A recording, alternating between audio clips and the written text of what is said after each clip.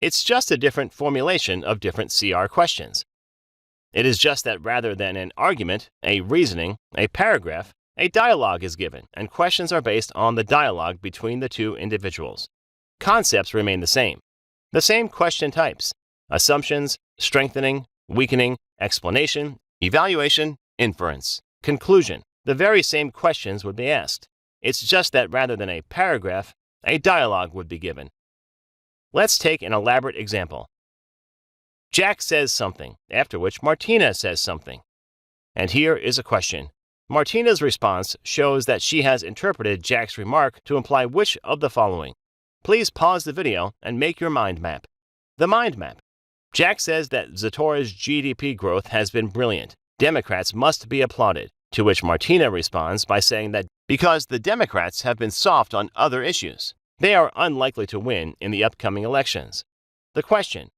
Martina's response shows that she has interpreted Jack's remark to imply which of the following. Here is an answer choice.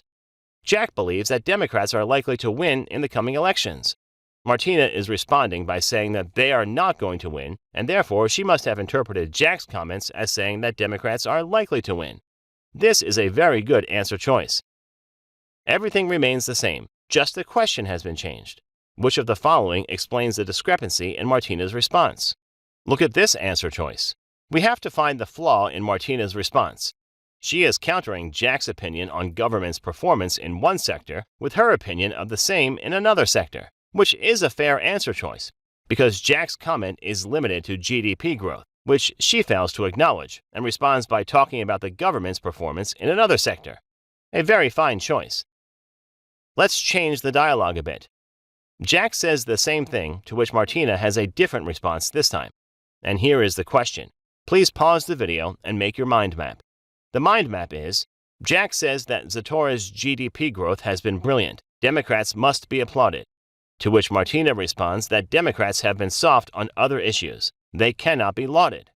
The question is, which of the following represents the fundamental flaw in Martina's response?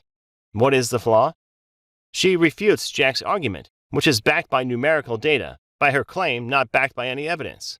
While this may sound like the fundamental flaw, the fact is that it is a flaw, but not fundamental in nature.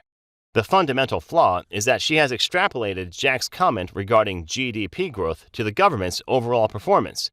So this is a fair flaw given in this statement, but it is not the fundamental flaw. This will not be a good choice. Let's look at the next choice. She objects using unrelated facts, overlooking the specificity in Jack's argument. Jack's argument is regarding this achievement. Which achievement?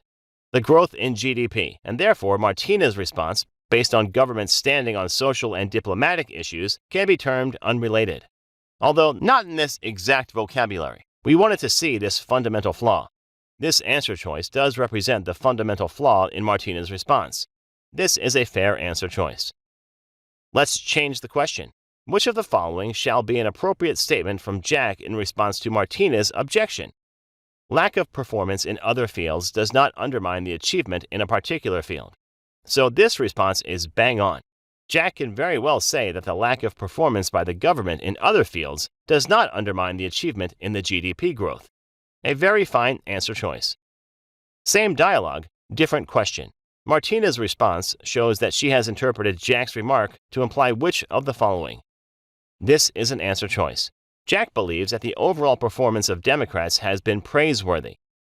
So yes, Martina has talked about the overall performance of the government, and therefore she seems to have interpreted that Jack is commenting upon the overall performance of the government. A very fine answer choice. This was the concept, friends. GMAT shots are deliberately kept brief.